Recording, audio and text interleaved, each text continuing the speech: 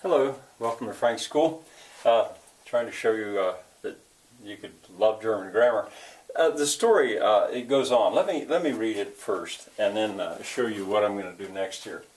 Nun trug es sich einmal zu, dass die goldene Kugel der Königstochter nicht in ihr Händchen fiel, das sie in der Höhe gehalten hatte, sondern vorbei auf der Erde schlug und geradezu ins Wasser hinein rollte.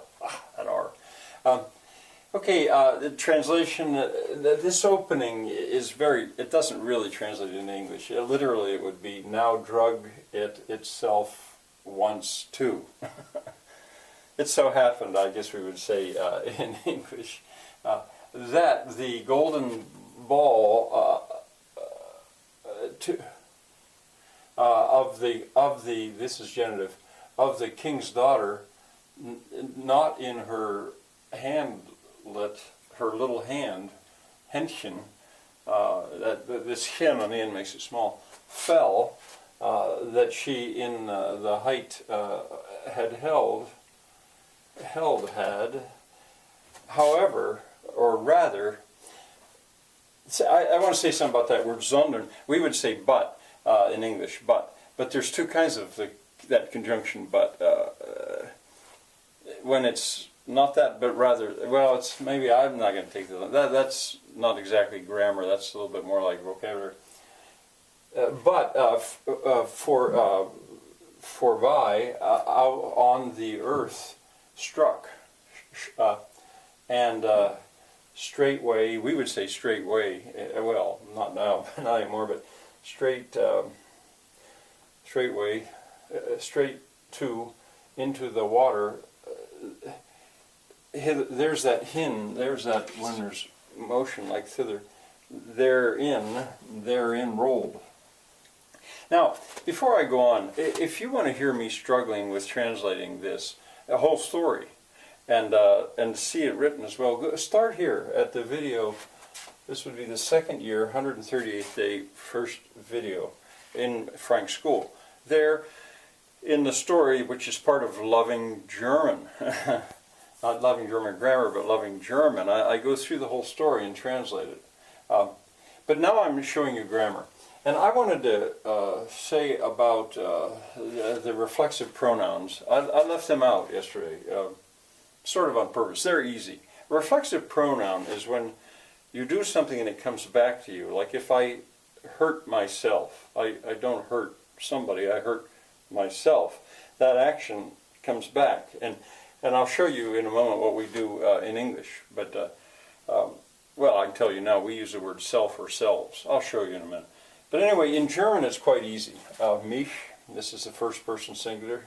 Dich, second person. He hurt himself, or it would I don't know what you'd say. Hurt. Dich.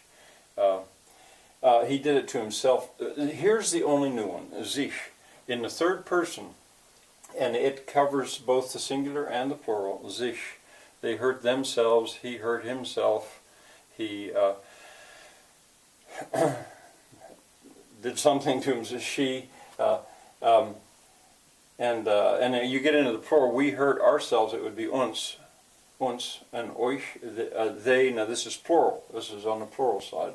They hurt themselves, euch, although if it were that formal version, it would be they hurt themselves, sich. So I mean, there's something that actually is kind of easy. I want to tell you something about this. Ich liebe dich. Oh man, I thought that was so funny. I was in Luzern, and I saw where they sell things for tourists all over the place. There was a pillow, and this had it on the pillow. I don't remember if it was embroidered on or painted on or what it was, but it was for tourists to buy. And you know, ich liebe dich means I love you in German. But in English, we don't naturally say, if you're careless, you're going to say, ich liebe dich. And that ends up being, I found that a very funny joke. It's kind of across languages. Now this could be the guy's name. That would be German. If there's somebody named Dick that you love, and you say, "Well, I love Dick." Well, anyway, I saw it and I busted out laughing. I'm not explaining the whole thing, but I said something to the tour guide, an English woman, and she had studied German, and she didn't think it was so funny. I don't know if she didn't understand or her name was Victoria, and I think she was sort of proud of being named after Queen Victoria. So maybe she was a little bit too Victorian to get that joke. But I just thought that was funny, and I wondered how many tourists would buy that and not actually know what that said. Okay, so now the genitive is waiting. The pronouns, the genitive, the possessive pronouns, we would call them also. I'm waiting because they inflect. I'm going to deal with them when I'm dealing with the inflections on adjectives. They change their endings. And I wanted to say das versus das. Well, when it's a double S, it's what I call in English a function word. It introduces a noun clause. In English, you don't actually have to have it. It's not, if I say, I said that I was right. I said I was right. I was right is what I said. So that's a noun clause. It's naming what I said. I said I was right. I said that I was right. You don't actually have to have it in English, and you don't really have to have it in German either, although I think in both English and especially I think in German, you're supposed to put it there in good German, I think. But anyway, I'll show you that also in my chart here in just a second. Now here the word das is a reflexive pronoun, or not reflexive, it's a relative pronoun. Here it's taking the place of the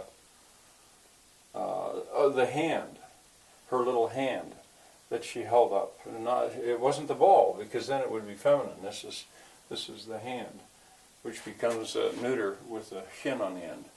She held it up and she missed it. Das versus das, and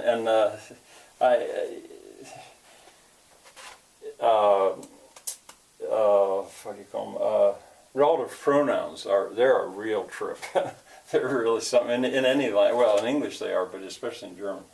Okay, now I wanted to show you this chart. I'm going to move the camera again because I can show you maybe what's going on here. So forgive me if I don't get this quite right, but you know, this is kind of homemade stuff here.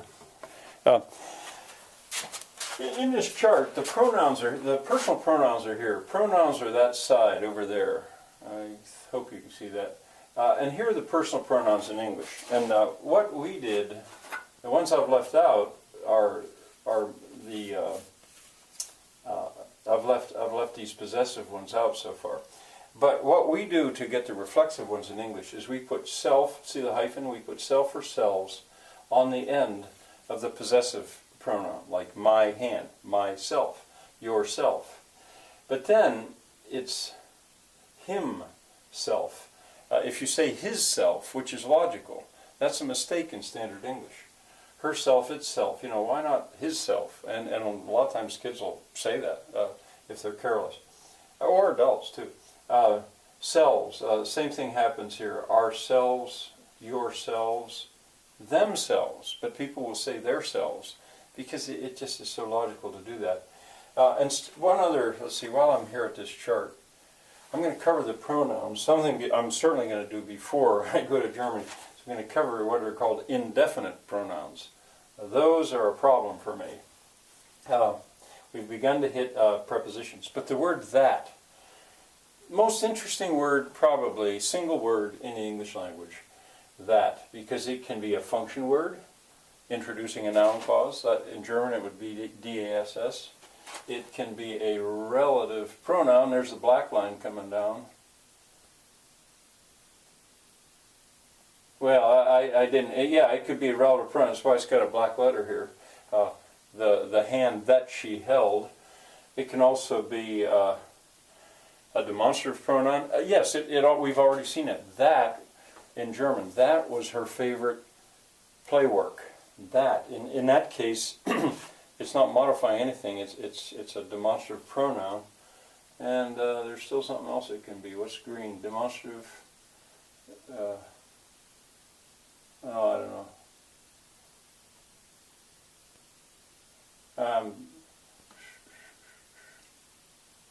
It can be a demonstrative adjective. There it is, demonstrative adjective, demonstrative pronoun. It can be all four of those. Just that word that. Now in German, it's sort of more separated. Okay. Well, I'm gonna go on tomorrow. I hope you come back.